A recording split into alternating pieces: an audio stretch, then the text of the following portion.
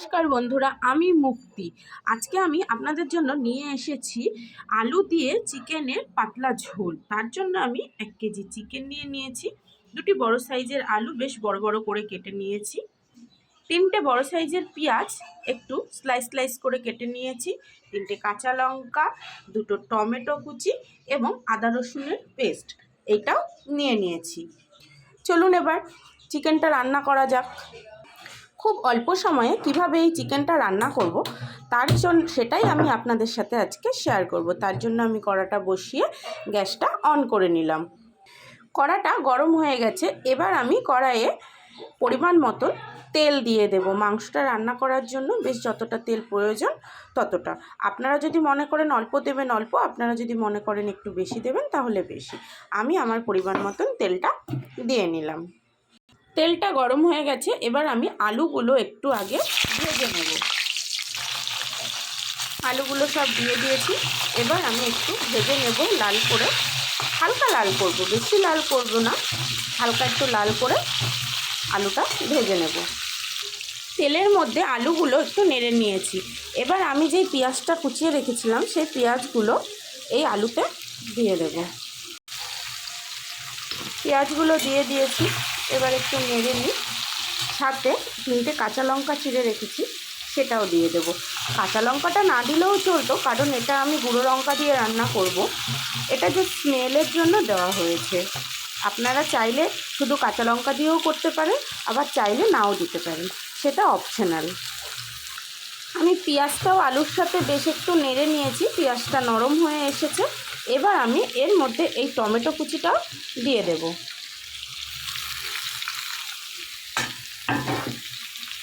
এটাও একটু নাড়াচাড়া করে নিই। আমি যেহেতু বললাম প্রথমেই আপনাদেরকে আমি মাংসটা অল্প সময়ে রান্না করব, তার জন্যই আমি এটা কী করে তাড়াতাড়ি রান্না করা যায় সেটাই চেষ্টা করছি। কেননা অনেকেই আছে যারা অফিস যায় বা যারা পড়াশোনা করে, মেসে থাকে, হোস্টেলে থাকে, তাদের জন্য এটা খুব সুবিধাজনক রান্না হবে।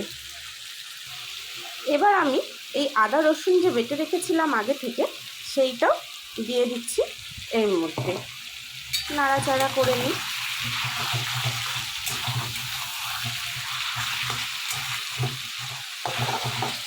একে একে এবার গুঁড়ো মশলাগুলোও অ্যাড করে দেব।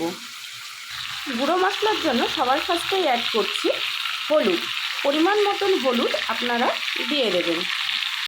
তারপর আমি অ্যাড করে দেব গুঁড়ো লঙ্কা। এটাও আপনারা আপনাদের স্বাদ মতন বা পরিমাণ মতন এটা অ্যাড করে দেবে। আমি আমার পরিমাণ মতন এটা অ্যাড করে নিচ্ছি। তারপর দেব ধনের গুঁড়ো। এটা আমি 2 চামচ ব্যবহার করলাম। এবার দেব জিরের গুঁড়ো। এটাও আমি 2 চামচ ব্যবহার করব। অবশেষে স্বাদ মতো লবণ।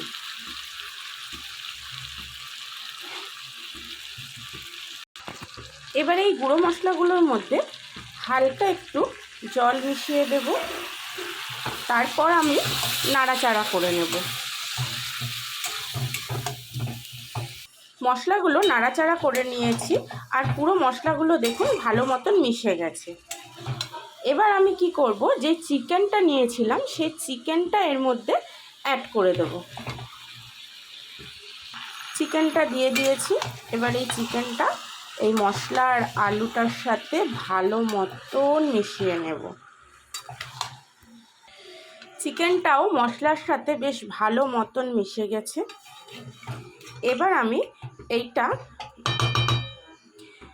গ্যাসের ফ্লেমটা লো করে দেব আর এটা বেশ কিছুক্ষণের জন্য 2-2.5 মিনিটের জন্য এটা একটু আমি ঢেকে দেব। ঢাকনাটা খুলে দেখি কতদূর কি হয়েছে।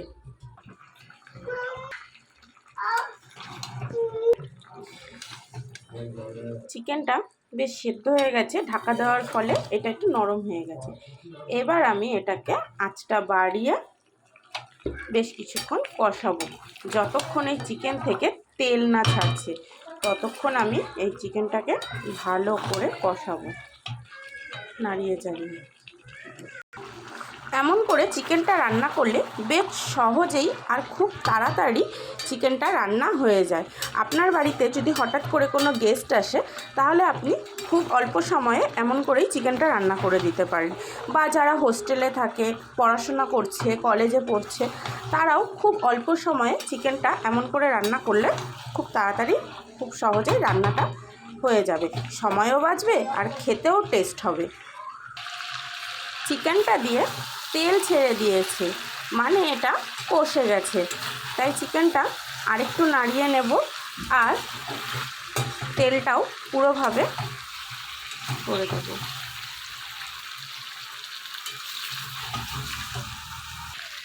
এবার আমি এতে পরিমাণ মতো জল অ্যাড করে দেব।